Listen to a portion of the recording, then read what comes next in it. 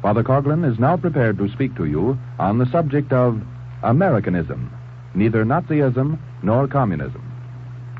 Good afternoon, my friends. The occasion of a New Year's discourse seems to suggest that we take inventory of the past and establish firm resolutions for the future. The old year has gone. It has vanished, as have the hopes which ushered it into being. The new year is born. Although it falls heir to the disappointments and heartaches of 1938, nevertheless we hope that it will be a wiser year. A year that will not only recognize the shortcomings of its predecessor, but will carry us forward towards peace and prosperity. For almost 20 years, the world has been passing through a cycle of political and economic change that has been alarming to all patriots and Christians. Immediately following 1918, we witnessed the liquidation of several old forms of government. Russia repudiated its Tsarism. Italy accepted a rule of fascism. A few years later, German imperialism, after passing through the experiment of democracy, bowed before Adolf Hitler and his National Socialist Party. Other nations evolved other changes, as in the instances of Turkey, Portugal, and China, and still others held fast to the general pattern of their democratic traditions. As a common denominator of all these dictatorships, either forcefully imposed upon the people by a very small minority, as in Russia, or freely accepted by them, as in the clear-cut case of Portugal, as a common denominator, we find their origins traced to economic causes. In every instance, the leaders and their followers who established a dictatorial form of government at the sacrifice of civil rights and liberties did so in order to obtain economic liberties which had been denied them. In every instance, the blame for insufficient food, clothing, and shelter was attributed to the old form of government. Thus, to obtain a sufficiency of life's economic necessities, individualism was discarded and replaced by a form of collectivism. To accomplish this change, it was thought that a new form of government must supersede the old. This twin revolution in politics and economics was accompanied by a social revolution which was manifest in two extremes. I refer to the internationalism of communism and to the supranationalism of Nazism. The proponents of the former, seeking a worldwide revolution, have as one of its main objectives the complete destruction of all nationalism and religion. The advocates of the latter support a theory of race superiority and individual nationalism, to which is subordinated the supranational activities of religion. The year 1939 is not a new year in the sense that we have entered upon a new cycle. The next 2 or 3 years will witness the completion of this era, whose last phase will be unfolded during this present year, a phase which will witness a mortal combat between communism and Nazism. As we enter 1939, we find civilization roughly divided, politically speaking, into 3 conflicting camps: the internationalism of communism, the extreme nationalism of Nazism, and the traditional democracy, for example, of America, whose teeming population is justly dissatisfied in its citizens. On every hand, nations are either at war or are busy arming against the inevitable day when communism and Nazism meet in a battle unto death. Russia boasts that it has 20 million soldiers, together with ample resources, planes, munitions, and supplies, to defend the principles of communism. England, France, Germany, Italy, Belgium are working feverishly to equip their nationals with instruments of defensive and offensive war. Spain is engaged in the most gruesome and destructive internecine struggle of all times. China and Japan are pursuing the undisturbed course of an undeclared war. Propagandists in all neutral nations are bending every effort to have their governments commit themselves to the side either of communism or of Nazism. Spokesmen, both official and unofficial, in our own country are intimating that we too must prepare to take sides in this impending struggle, favoring either communism or Nazism. Pause to examine more closely the attitude of democratic America as we face this crisis. Unfortunately, many of our citizens entertain the opinion that American democracy must be sacrificed in order to gain economic security. More than that, these persons are willing to make definite commitments in favor of Nazism on the one hand, or of communism on the other. Another group, influential in finance, radio, press, and cinema, refuses to participate officially as a group in counteracting the spread of communism, but is most vigorous in condemning Nazism. This perilous condition is deplorable, for no true American can entertain favor for either communism or Nazism. No true American can refrain from forcefully condemning both these excesses, cost what it may, and no intelligent American can conclude that to obtain economic redress we must sacrifice our democracy. However, we must face facts as we find them. We must admit that the pro-communist sentiment in America is in the ascendancy, if we believe the public opinion poll conducted by Dr. George Gallup. This condition was brought about chiefly through the instrumentality of newspaper and radio propaganda, together with shallow thinking on the part of those who were exposed to it. To promote this insidious campaign for enlisting the mass of Americans to favor the Moscow plan, our people are being deluged with accounts of Nazi atrocities, and scarcely a word is printed regarding communist murders. However, just last week, a local paper printed an official summary of the communist murders in Spain, informing its readers in an 1 3/4 article that 12,500 ministers of the gospel of Christ were murdered by the loyalists, supporters of Stalin. 3 weeks previous to this same paper and others published articles, page upon page, lamenting a $400 million fine imposed on 600,000 Jews by the Nazis in Germany. Another paper insinuates that he who is an anti-communist, even though he is also an anti-Nazi, is an anti-Semite. Our people are told incessantly that communism is a form of democracy, that fascism and Nazism are outright tyranny. But Americans are seldom warned that both these un-American forms of government must be stamped out peremptorily.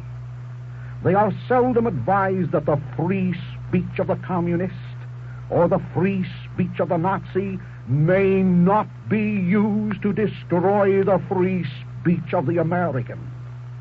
In face of all this, I ask you calmly, what of Americanism and our democracy? Is there no one to defend them? While the popular mind has been poisoned by the lethal gas of propaganda, we have witnessed the birth of numerous organizations against Nazism which are powerful and efficient. We have observed that personal derision has been poured upon every individual and organization established to oppose communism. And we have looked in vain during the past years for the appearance of a consolidated, determined organization to stamp out both of these irregularities and support the traditional democracy of Washington, Jefferson, Lincoln, and Jackson, for which our ancestors suffered and died. Again I ask you, is there no one to defend Americanism?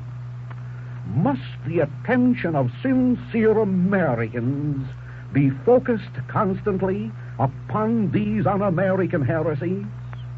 Is it not time this New Year's Day to organize courageously against both communist and Nazi in our own nation and drive them and their unconvertible supporters into Russia or Germany where they belong?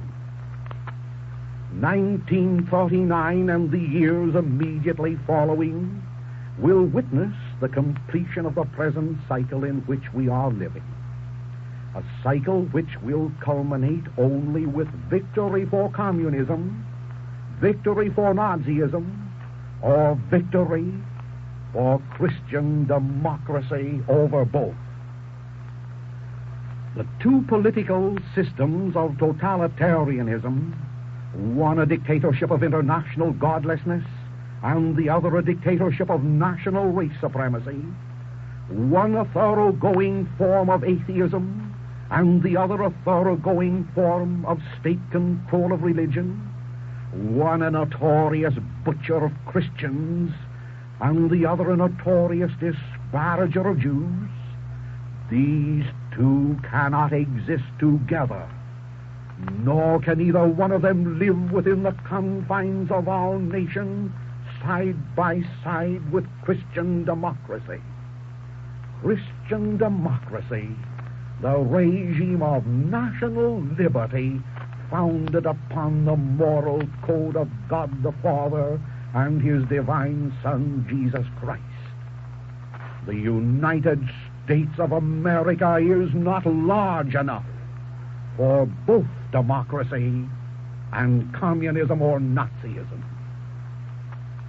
Therefore, it is to be hoped that this year will find the inarticulate, easy-going, and long-suffering American public divorcing itself from the influences of propaganda and asserting itself most vigorously against communism and its atheism, against Nazism and its exaggerated ideas of nationalism. Let us stand undivided for American Christian democracy, even though this will necessitate stern action against the highly organized forces which are endeavoring to destroy our ideals, forces endeavoring to substitute for them either the brazen, godless internationalism of the Kremlin or the supernationalistic theories of Berlin. Americans fought a civil war to preserve the unity of this nation. How many Americans are there this New Year's Day who are willing to engage in a more important civil conflict, if necessary, to preserve the democratic liberties of this country? Let those who are with us reap the rewards. Let those who oppose us by their silence or their actions suffer the consequences. These are militant words, I recognize, but it were cowardice to evade a definite issue when we witness already the first results of the premeditated destruction surrounding us. Before discussing the hysteria which is impelling our nation to participate in the worldwide race for supremacy in armaments, and the tendency to cast our lot with the policies and destinies of foreign dictators, permit me to speak of the Munich Peace Pact and the events leading to it, for it has a bearing upon our future. The most important single event which characterized 1938 was the Munich Peace Pact, and the most important man of the year was Neville Chamberlain, Premier of Great Britain, who made possible this pact. Immediately prior to the signing of the Peace Pact, the American press and radio shed oceans of tears over the possible partition of Czechoslovakia, which slowly but surely was being communized by a band of atheists. Little or no publicity was given to the press or radio to Cardinal Kaspar's pastoral letter. Cardinal Kaspar, the primate of Czechoslovakia. In pathetic words, this venerable gentleman said, quotations, "In this country, Czechoslovakia, God was affronted by the pulling down of the memorable statues in the midst of our capital city. Idols were displayed before the nation for the worship as the redeemers of the people. Prominent public leaders dared not even mention the name of the true living God and our Savior Jesus Christ in their utterances. I do not wish to recall all that was done at that time to de-Christianize our nation," continues the Cardinal, beginning with the youth in the schools. "But it is a comforting fact that many people have since found and acknowledged those mistakes," unquote. My fellow Americans, why did the press and radio deluge our nation with professional lamentation on the occasion of Czechoslovakia's partition? Was it their purpose to arouse our sympathies for an oppressed minority? Or was it their design, if possible, to have England, France, America, and Russia declare war against Germany, a war that would be safe in a degree for the agitators 3,000 miles distant from the battlefields, but gruesome for the populations of Europe? Even though the partition was an injustice to be condemned, what complaint did this same press and radio utter when the godless rulers of this victimized country stole the liberty of religion from the hearts of its people? Scarcely a word. No wonder then that Cardinal Kaspar concluded his pastoral letter by stating, quotations, "Was it not a heartbreaking announcement that was made at the International Godless Congress recently in London that Czechoslovakia comes next after Soviet Russia in the number of organized godless propagandists," unquote. Holding no brief whatsoever for the German acquisition of a portion of Czechoslovakia, which portion nevertheless was predominantly German, but merely referring to this incident which led up to the Munich Peace Pact, the year of 1938 in American propaganda will be remembered for generations to come because of all this propaganda. Because of it, we were almost constrained to believe that England, France, Russia, and the United States should declare war against Germany for this so-called aggression. Fantastic suggestions were heralded throughout the nation, intimating that our own national security was in jeopardy, that the British Empire was on the verge of collapse, unless 20 million men should sacrifice their lives or their fortunes to sustain the godlessness of which Cardinal Caspar officially complained. We will also remember that above the din of this hymn of hate, there emerged the clear, courageous voice of Neville Chamberlain, which re-echoed the angel's song once sounded over Bethlehem's stable. He refused to be stampeded or coerced by the propagandists. He chose peace, recognizing the futility of war which settles nothing. To him and his cabinet, more than to any other group of men in all this world, does this generation owe its gratitude. Had his mighty office as premier been occupied by a fashion plate of radicalism, a world war so greatly desired by the communists and by their international supporters would now be in progress. As a result of Chamberlain's action, communism experienced a tremendous reversal in Europe. It was only a reversal, however, not a defeat. A reversal which necessitated a change in their plans and tactics. Thus, from Europe to America, their base of operations was quickly moved. To gain control of our America became the objective of the international radicals. To liquidate our democracy and substitute for it a dictatorship became their goal. Only America, so they decided, could turn the tide in favor of Stalin. Only America could force the retirement of Chamberlain and his policies. Only through the capture of this nation with its finance, its industry, and its power could there be realized the dreams of Antichrist. America, so they believe, even now can force Britain and France to engage in a world war to assure an international victory for communism.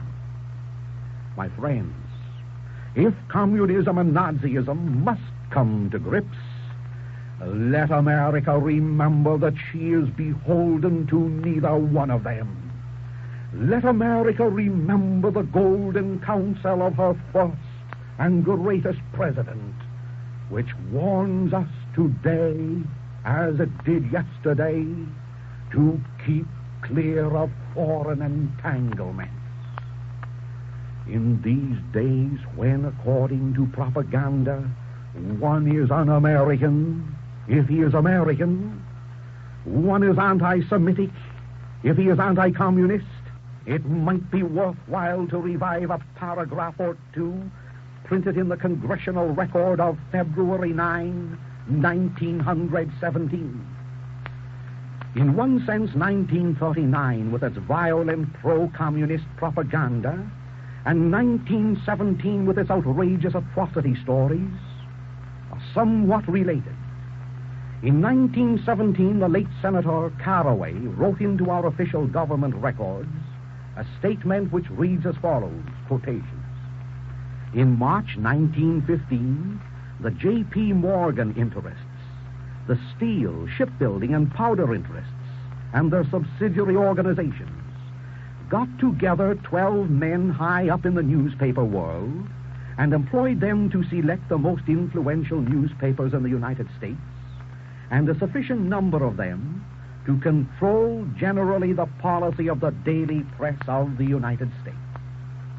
These men, continues the article, these 12 men worked the problem out by selecting 179 newspapers and then began, by an elimination process, to retain only those necessary for the purpose of controlling the general policy of the daily papers throughout the country. They found it was only necessary to purchase the policy, national and international, of these papers. An agreement was reached. The policy of the papers was bought, to be paid for by the month. An editor was furnished for each paper to properly supervise and edit information regarding the questions of preparedness, militarism, financial policies, and other things of national and international nature considered vital to the interests of the purchasers. Unquote the congressional record. That, my friends, is a part of the propaganda story of 1917. The parallel in 1939 is evident. While no one is intimating that the house of J.P. Morgan and Company or any other financial house is advocating the cause of communism through the press, 1939 will witness a very definite and determined effort on the part of a certain group in America to pervert our democracy into a dictatorship, this to be accomplished through those who control the press through advertising. Be it submitted that a strong minority of the American press will remain American through and through. However, I am warning against only that group of publications which is willing to sacrifice patriotism for profits and nationalism for internationalism. To most of you, this prediction appears to be the utterance of an alarmist. Let me assure you that it is founded upon congressional fact. Its substance is founded upon several congressional bills already prepared or in the process of preparation for passage during the forthcoming session of Congress. At this moment, the citizens of the country are being conditioned to favor one of these bills by means of the propaganda of preparedness, of militarism, and of fear of persecution, which is being spread abroad throughout the nation. While we readily admit the necessity of being prepared to wage successfully a defensive war, while we are glad that a suggestion made over this microphone 4 years ago to the effect that we should have at least 4,000 planes on the East Coast and 4,000 more on the West Coast is at long last receiving attention, what nation, I ask, will be our aggressor? Not Japan. Too many thousands of miles separate us from the Orient. Too many hundreds of ships would be required by the Nipponese to transport 1 million men with their necessary equipment and food and munitions. Not Germany. Russia's 20 million troops would seize an opportunity long awaited if 1 million German soldiers were to leave the soil of the fatherland for offensive warfare in North or South America. And not Great Britain. This is a friendly nation. Our destinies are suited to war for any serious activity to originate from that quarter to cause our destiny. Why then is 1939 ushered into America with a fanfare of militarism? America that is almost self-sufficient. America that is on brotherly terms with and friendly terms with South America. Defense of warfare, must we conclude that we are preparing for an offensive war? Let us weigh this question. To it, there is only one of two answers. First, it may be a plan on the part of the government which has failed to break the back of the Depression through consumer expenditures to launch a gigantic campaign of producer expenditures. In other words, the policy of extending doles to the farmer, the laborer, and the jobless has failed. Now, expenditures for destructive purposes, for battleships, munitions, fortifications, and military equipment, this will be engaged in to give work to the idle, satisfaction to the warmongers, profits to the munition manufacturers, bonds to the bankers, and joy to the hearts of those who are laboring under the impression that we are preparing to launch an American armada of destruction against Germany, Italy, Spain, and Portugal. The second answer, the more likely reason for all this propaganda, for military preparedness and war expenditures originates with those powerful internationalists who are determined to line us up with the communists in the impending European war. They have consistently sympathized with the policies of Stalin. They have not only constantly attacked the policies of Hitler and Mussolini, but they have unremittingly endeavored to picture American democracy as an obsolete form of government for which there should be substituted a centralized rule controlled by those who control the nerve centers of the nation. These are they, so I believe, who are most responsible for the war hysteria. The embers of this hysteria have been fanned into flame recently by the propaganda of persecution. A persecution which in reality never equaled by 1/1,000 the atrocities which were perpetrated against the millions of Christians trampled to death under the steel heel of the commissars of Russia. Nevertheless, it was a convenient persecution, even though it was unjust. Beneath the cloak of outraged justice, therefore, that was so well publicized recently, the international warmongers hide the sword of revenge. Even though the cost of unsheathing it will entail the destruction of countless properties, the loss of millions of lives, and the dissolution of American democracy, what care they? My friends, have we not learned that modern wars settle no disputes? By this time, are we not disillusioned? Do we not realize that wars are the enemy of democracy? Do we not appreciate that poor men, the laborers and the farmers, they pay for all wars, pay with their lives and with their liberty? And I ask you, shall we engage in another European war to make the world safe for Stalin and for Antichrist? Recollect that during the World War there was more actual increase of centralized power in Washington than in the previous 100 years and more of our government's existence. Oh, how many of those who lived during that day remember what Thomas Jefferson said? The World War perhaps was in his mind when he spoke that those who soon desire international war would soon want bread. How many of those who applauded our entrance into the World War lived to soon want bread, lived to become wards of the federal government on the WPA?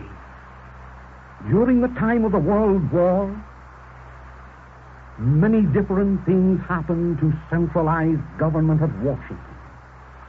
During that time, there was set up a chairman of the War Industries Board, a member of the Advisory Commission of National Defense, and chairman of its Committee on Raw Materials, Minerals, and Metals, who, according to his own confession, held more power probably than any other man of that day, Mr. Bernard Baruch. The parallel of 1939 to 1917 becomes more apparent when we review the several bills soon to be presented to Congress for the purpose of centralizing again all power and industry and commerce and American activity in the hands of a small group of unelected men at Washington, with possibly Mr. Baruch as a presidential appointee to supervise the so-called military preparedness. I have before me a House of Representatives Bill number 9604, popularly known as the May Bill. It is one of several bills of the same ilk favored by the present administration for passage during this coming session. It is divided into 11 sections and reads in part as follows.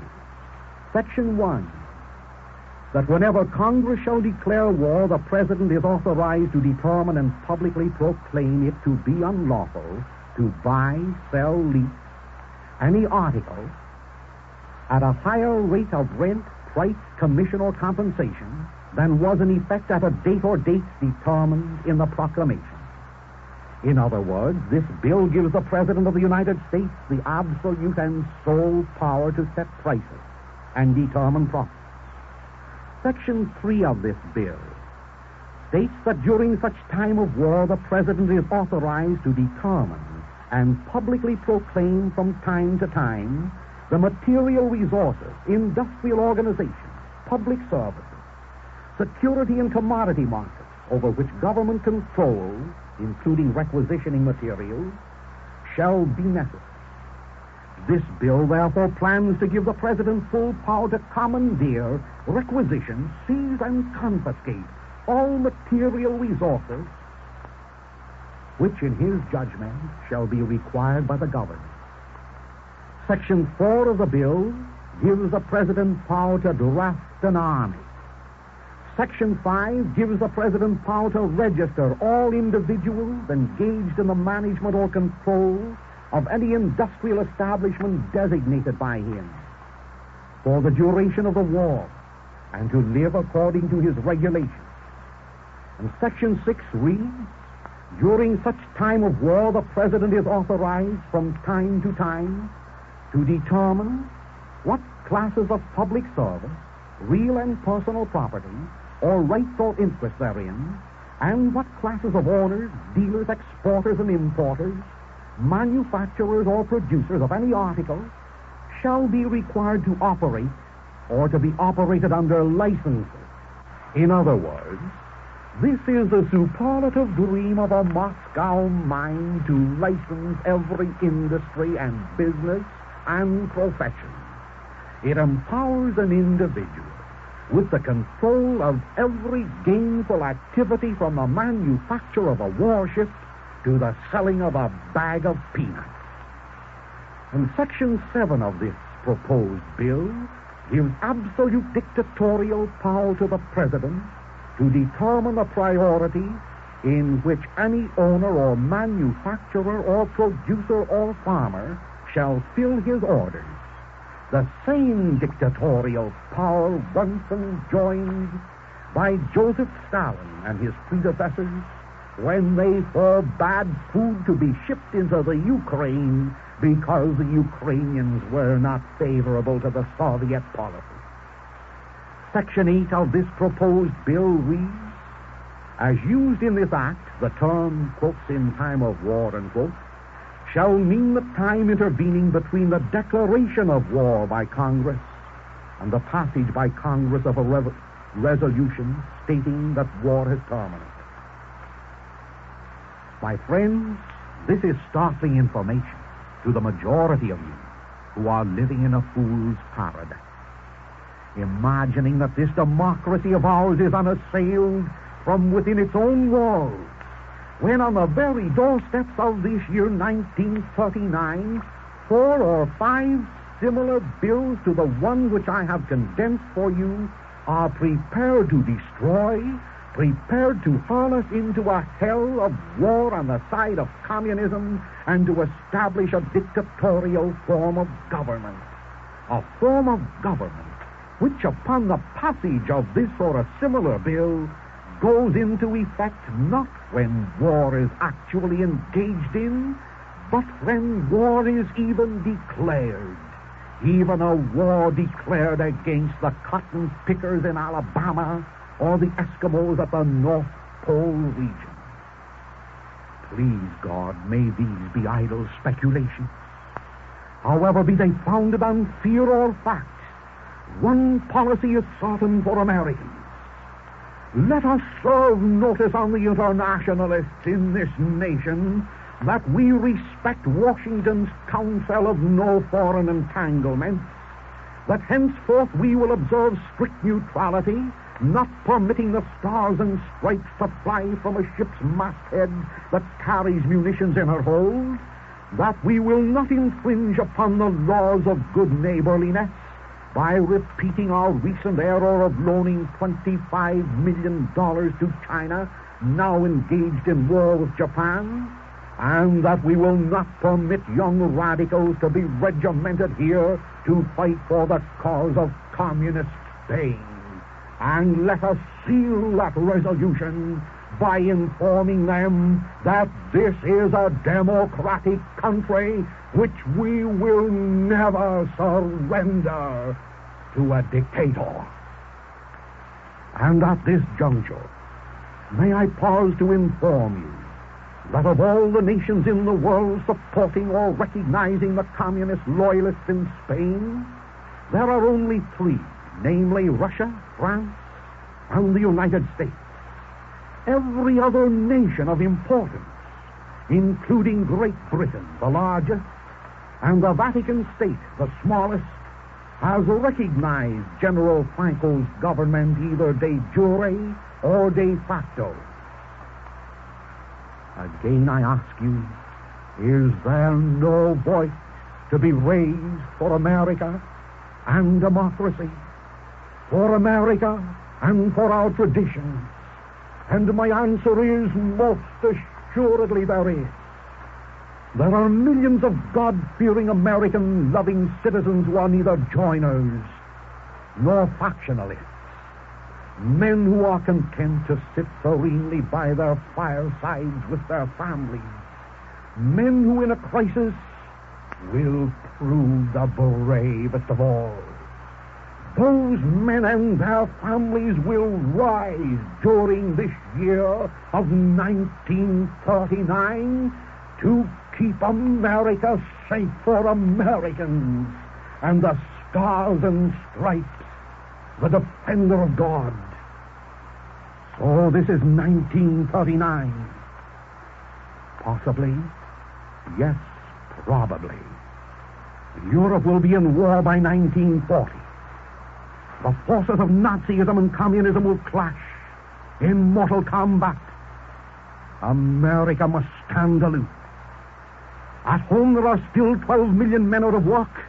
We will not liquidate them by teaching them how to manufacture poison gas or shrapnel, or by dressing them up as targets for enemy machine guns.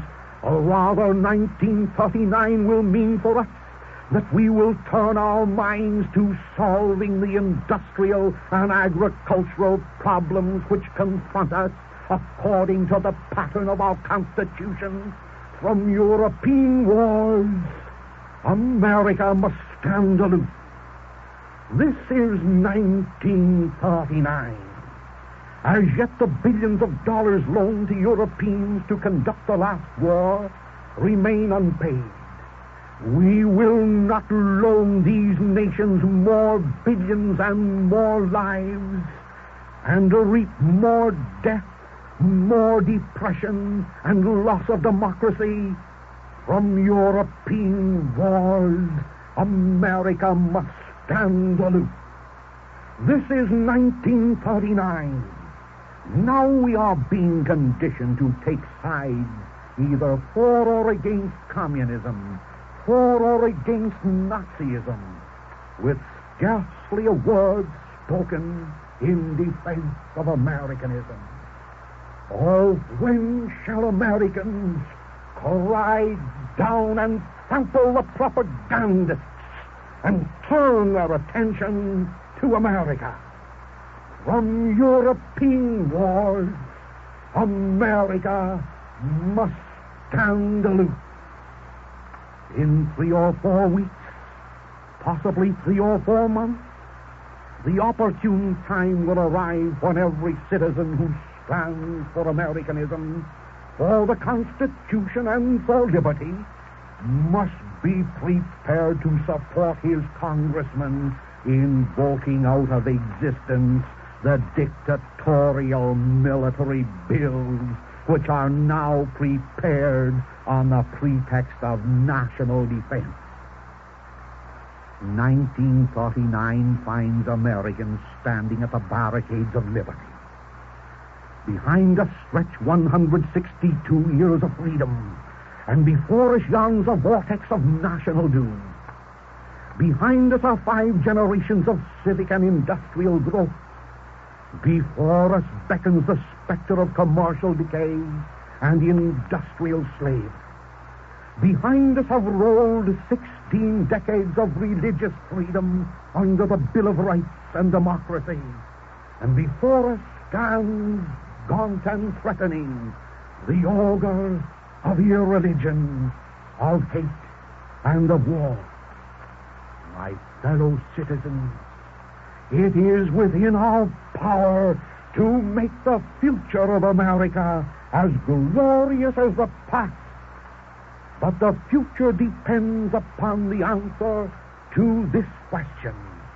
Shall we participate in a European war and degenerate into dictatorship? Or shall we organize to preserve democracy, our Constitution, and keep clear of foreign entanglements?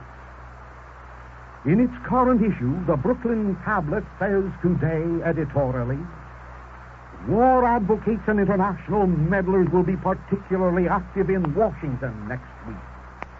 A Lift the Embargo and Spain convention will be held. In addition, the American League for Peace and Democracy, an outfit which, like the late Mr. Custer, hides its racket under an assumed name, will convene and engage in its usual activities of promoting communism through attacking fascism, thus misleading the public. The general theme of the two conventions will be to lift the embargo on Spain. Just now, when our nation tenders its sympathy to the persecuted minority in Germany, these zealots have the effrontery to demand that arms and ammunition be sent to the persecutors of Christians in Spain. The advocates of collective security, the stooges for Stalin, demand that we act to save a tottering regime that has denied every human right to the Spanish people and murder them, may I add, by the hundreds of thousands. My friends, this is America's year 1939. A reawakened America. An America that stands 100% for Americanism. An America that is opposed to both Nazism and communism as traitorous heresies. An America that will have no patience either with Nazism or communism.